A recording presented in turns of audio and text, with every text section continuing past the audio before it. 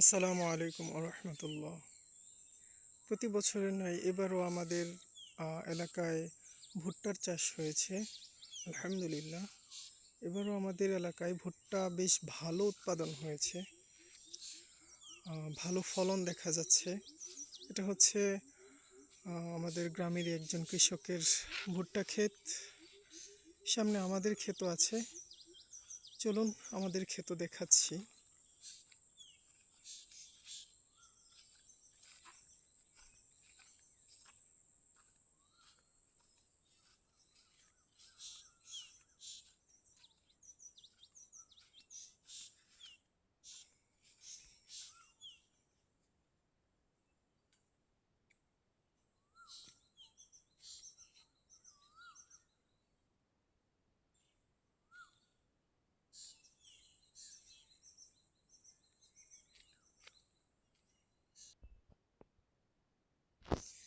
এটা হচ্ছে আমাদের ক্ষেত, আমাদের জমি।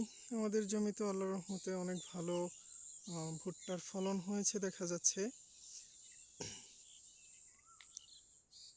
আপনাদের ভুট্টার ফলন ভালো হয়েছে এটা দেখানোর একটি বিশেষ কারণ হচ্ছে, যারা কৃষি কাজ করেন, বিশেষ করে যারা পশু পালন করেন যেমন গরু ছাগল, তাদের ক্ষেত্রে ভুট্টা চাষ করা অনেকটা গুরুত্বপূর্ণ।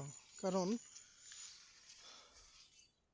আপনাকে গোখাদ্য কিনতে গেলে অবশ্যই ভুট্টাটাও কিনতে হয়। ভুট্টাটা গোখাদ্য হিসেবে অনেক পুষ্টিকর একটি খাবার। তো যারা গোখাদ্য কিনে থাকেন তাদেরকে প্রচুর পরিমাণে, যাদের আর কি খামার আছে তাদেরকে প্রচুর পরিমাণে প্রতি বছর অনেক ভুট্টা কিনতে হয়। তো এই ভুট্টা কিনতে গিয়ে দেখা যায় তাদেরকে বিশাল একটা অ্যামাউন্ট খরচ করে ফেলতে হয়। কিন্তু যে সকল কৃষক ভাইদের নিজস্ব জমিতে ভুট্টা চাষ করা হয়, তারা খামার করতে গেলে গোখাদ্য হিসেবে ভুট্টাটা তাদেরকে কেনার প্রয়োজন হয় না। কারণ পর্যাপ্ত পরিমাণ চাষ হলে সেই ভুট্টা দিয়েই তিনি তার সারা বছরের গোখাদ্যের, ভুট্টার বাবদ যে গোখাদ্যের খরচ সেটিকে পুষিয়ে নিতে পারেন। এতে তার খামারের কস্টিংটা বা খরচটা অনেকটাই কমে যায়।